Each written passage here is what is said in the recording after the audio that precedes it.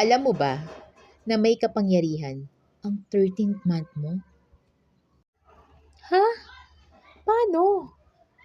Kasi naman, akala mo yung 13th month mo, pambili mo lang ng mga regalo sa mga pamangkin mo, sa mga anak mo, or pambili ng gamit, appliances sa bahay mo. Pero hindi mo alam, may power yan na pwedeng makapagpabago ng buhay mo in the future, lalo na sa financial status mo.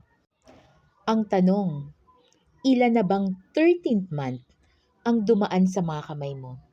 Natatandaan mo pa ba kung ano yung mga binili mo? Natatandaan mo pa ba kung ilang regalo ang nabili mo sa 13th month mo? Pamula nung magtrabaho ka, ilang taon ka na ngayong nagtatrabaho?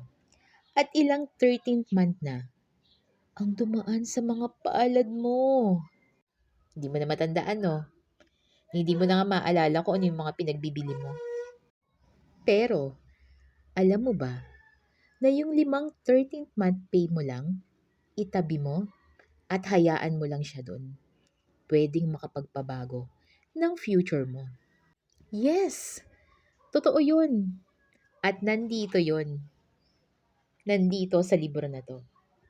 At syempre naman, hindi naman ito isusulat dito kung walang nakagawa nun. Sabi nga, ang tao pwedeng magsinungaling, pero ang numero hindi pwedeng magsinungaling. Excited ka na ba? Kung paano yung 13th month mo ay makakapagpabago ng future mo. Pero syempre, gusto mo na kitang tanungin, ilan na yung tao na kakilala mo na nag-retire na tumagal yung ipon nila? At ilan din yung kakilala mo na hindi umaasa sa mga anak kasi meron silang cash flow kahit na matanda na sila. At ilan din yung kakilala mo na hindi pumipila doon sa, alam mo yun, yung pinamimigay ng government sa senior citizen. Kasi very secure sila na meron silang fund para sa panahon ngayon. Meron ba? May kakilala ka ba? Comment mo lang sa comment section, ha. Pero syempre, hindi ko ipagsasabi yun. Syempre, wag namang full name. Kumbaga, yung kapitbahay ko sa kanan or kapitbahay ko sa kaliwa, yun, i-comment mo siya, ha. At eto na, ipapakita ko na sa inyo kung ano yung nakasulat dito. Pero syempre, ha, yung 13th month mo, hindi naman yan basta itatago mo lang sa ilalim ng unan mo o sa aparador o sa bangko. Dapat alam mo rin kung saan yung dapat na paglagyan yan. Para syempre, makarating dun sa inaasam mo. At eto na siya, yan, babasahin ko na sa inyo. Yan, dito sa page 12. Eto na. Are you an employee? If you are, think of the millions of pesos that actually passed through your hands in the last 20 to 30 years. Every year you get your 13th month, but can you tell yourself exactly what happened to your 13th month in the past 5 years? Very rarely can people say how and where they put their money. Often, no one can really remember. Pasensya na po sa English ko, ha. Medyo nahirapan po talaga ako mag-pronounce. Did you know that the Philippines is one of the few countries has the 13th month pay? Our foreign friends get confused when they hear it for the first time.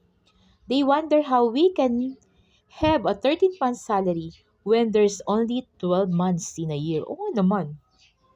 For employees, the 13th month is really a guaranteed bonus. If you save your 13th month for just 6 years po pala, mali po pala yung sinabi ko kanina. Then, based on the power of compound interest, you could already have to close 10 million pesos in savings and investments in the next 40 years.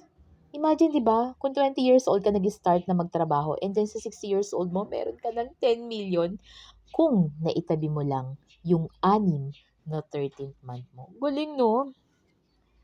Sabi pa rin po dito, if you sacrifice for 6 years, you could already change your life. Grabe, di ba? Ikaw ba naman yung magkaroon ng 10 million kapag ka ikaw ay 60 years old na? 10% a year lang. Ikaw na lang ang magkwenta. Di ba? Di ba na kailangan magtrabaho? Nandun ka na lang, hayahay ka na lang sa bahay mo. Papasyal-pasyal, o ano mang gusto nyong gawing mag-asawa, di ba? Kumain sa labas. Magagawa nyo lahat dahil lang sa pagsisave mo ng 13th month mo. Grabe, 6 pala na 13th month. Nagkamali ako kanina. Nangihinayang ka na ba sa 13th month mo? Nakakahinayang talaga yan.